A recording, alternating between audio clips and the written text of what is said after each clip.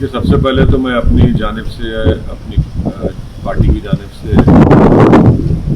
हमारे जो commanding officer संतोष बाबू हैं उनको और 19 जो हमारे बहादुर सिपाही जो मारे गए चीन की आर्मी की तरफ से, मैं उनको, उनके अफराद ख़ानदान को कंडोलेंसेस पेश करता हूँ।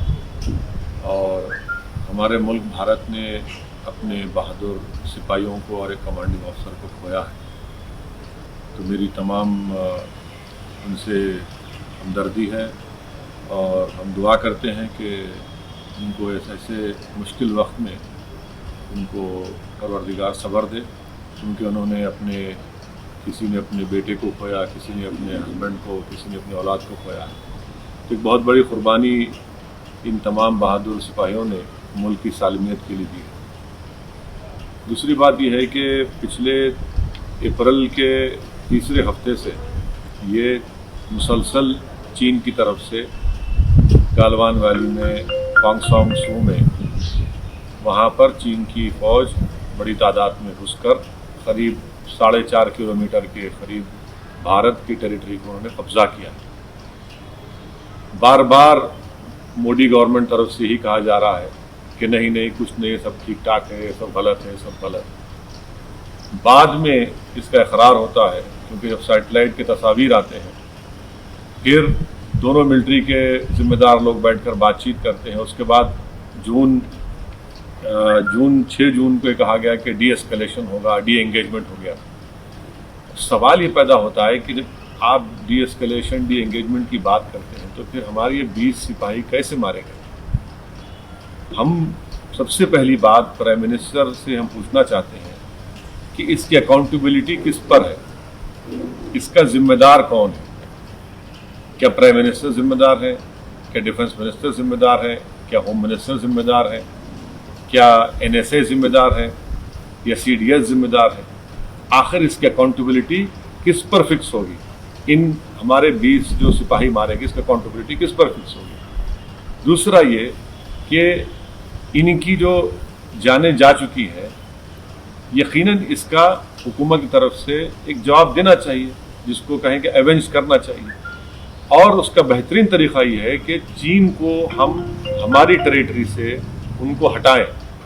जो टेरिटरी उन्होंने भारत की टेरिटरी थी, उस पर कब्जा करके बैठे, वरना इन तमाम सिपाहियों की जान जो गई है वो रायगा चले जाएगी।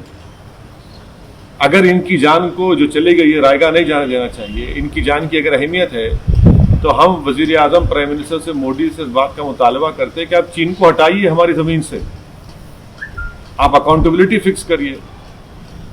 ये सबसे अहम बात है। तीसरी बात यह है कि प्राइम मिनिस्टर को बताना चाहिए देश को, क्योंकि देश में आज हमारे इन 20 सिपाहियों की मौत के बाद बहुत गम और गुस्सा है। देश ये जानना चाह रहा है कि चीन ने आखिर कितनी हमारी जमीन पर कब्जा किया है। बताती क्यों नहीं सरकार ये? भाई डी एस्केलेशन, डी एंगेजमेंट हो रहा है, तो फिर आप कितनी जमीन पर चीन ने कब्जा किया? चीन ने तो अपने इलाके में आर्टिलरी भी लगा दी है। इसका क्या मतलब है? बंकर्स बना रहा है जहां पर कब्जा किया है उसने। तो प्राइम मिनिस्टर को ये बताना चाहिए कि चीन ने हमारी कितनी जमीन पर अंदर घुसकर कब्जा किया है।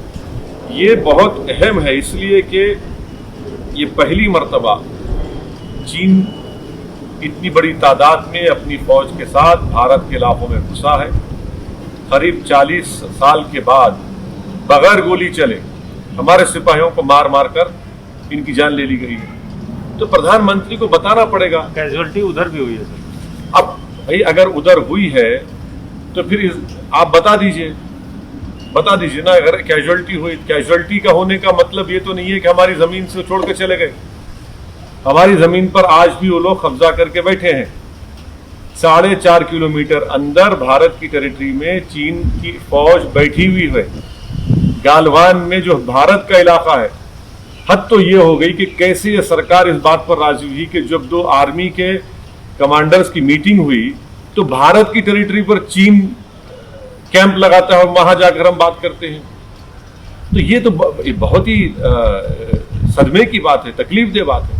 इसलिए उम्मीद करते हैं कि प्राइम मिनिस्टर इन तमाम चीज़ों का जवाब देंगे। आपको लगता है कि ये सरकार का फेलियर है, ये डिप्लोमेटिक फेलियर है, स्ट्रेटेजिक फेलियर है?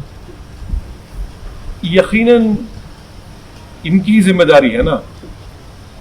जब आपको तमाम रिपोर्ट्स मिल रही थी कि चीन की आर्मी गलवान में, पोंगसोन सू में, हमारा इलाका है, वहां पर ये लोग दाखिल हो रहे हैं, हमारी टेरिटरी पर आ रहे हैं, तो फिर जिम्मेदारी किसकी है? फिर ये क्यों इतनी खामोशी है? वजीर या प्राइम मिनिस्टर कहते हैं कि हम खामोश नहीं बैठेंगे प्रोवोक अगर करेंगे। सर, वो तो हमारे 20 लोगों की जान ले चुके हैं, हमारी भारत की टेरिटरी पर कब्जा कर चुके हैं। सरकार इसके बारे में क्या करने वाली है? और ये भी बताना चाहिए मोदी सरकार को कि क्या चीन की पास हमारे अभी कोई फौजी है उनके कब्जे में? उसका नंबर बताएं। वे बताते क्यों नहीं देश को? आप कब तक छुपाएंगे? आप लोग छुपा छुपा के तो आज ये नौबत आ गई कि आज हमारे 20 सिपाहियों की मौत होगी।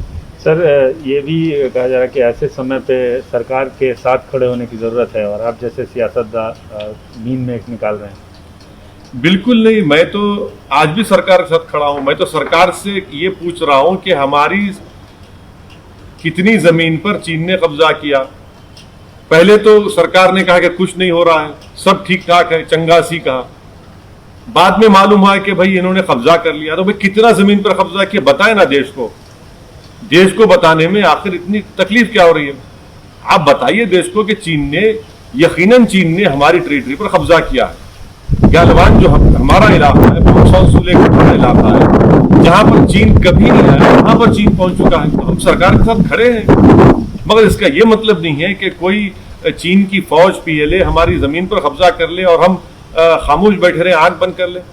भाई जितना मुल्क बीजेपी का है उतना मुल्क मेरा भी तो है, मुझे भी तो पूरे देश को जानना चाहिए। पूरे मुल्क में गम और गुस्सा है।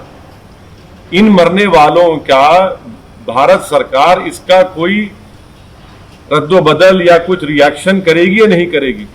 और इनकी मौत को अगर रायगा नहीं जाने देना है तो हमको चीन को हमारी टेरिटरी से हटाना पड़ेगा।